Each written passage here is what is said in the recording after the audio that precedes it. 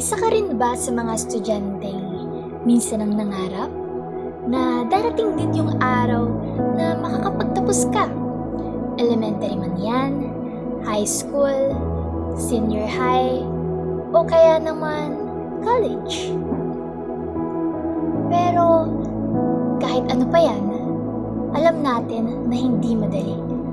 Darating at darating talaga yung araw na susubukin tayo sa buhay sa iba't ibang kaparaanan. Sa loob ng paaralan, marami akong natutunan diyan. Pero alam mo ba kung ano ang mahalaga? Gawin mo ang part mo. Kung ano lang yung makakaya mo. Mag-aral, magpasa sa tamang oras, sumagot kapag tinatanong ng guro, kapag may exam naman, mag-review. Pero bago mo istresin ang sarili mo sa maraming bagay, huwag mo pilitin ang sarili mo ng sobra-sobra. Pero kung minsan, hindi talaga natin naiiwasan yan. Dahil kung minsan, sadyang ang mga professor mismo ang maraming pinapagawa. Hindi, biro lang. Pero totoo naman. Magsasabay-sabay ang mga pinapapasa. Darating talaga ang time na kinakailangang magpuyat dahil sabay-sabay ang mga deadlines. Pero alam mo, isa sa mga natutunan ko dyan, huwag mong pilitin, huwag mong i-pressure yung sarili mo.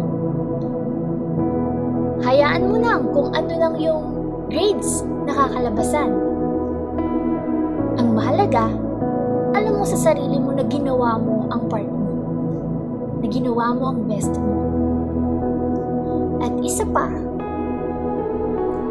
ang paaralan, hindi lang yan lugar para matuto sa iba't ibang subjects.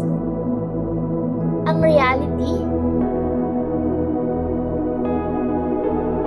yung mga pinapamemorize sa atin, hindi natin yan magagamit sa realidad ng buhay.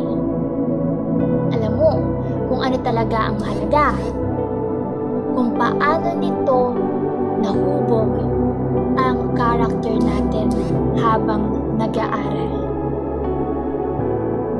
Ang pag-aaral, hindi yan karera. Hindi ito kompetisyon. May kanya-kanya tayong laban sa buhay. Kaya, kung may nakikita ka, nakaklase mo na nahihirapan, tulungan mo. Huwag mong tawanan. Hindi mo kailangang makipag-unahan, kundi ipairal natin ang pagtutulungan. Isa pa, ang pag-aaral, hindi yan kompetisyon. Palagi mo yan tandaan. Hindi naman ang matataas na grado ang tunay na mahalaga. Kaya kung isa ka sa mga estudyante na nakikinig ngayon, huwag mong sayangin ang pagkakataon. Gawin mo ang part mo, tulungan mo ang kapwa mo, at tandaan mo, ang laban ng buhay ay mas nagiging mas matamis kapag ang tagumpay ng isa ay kagalakan ng lahat. Laban lang, kaya natin to.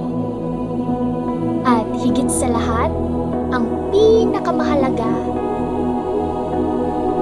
ay kung paano natin napangiti ang Panginoon sa bawat ginagawa natin. Yun lang. God bless you!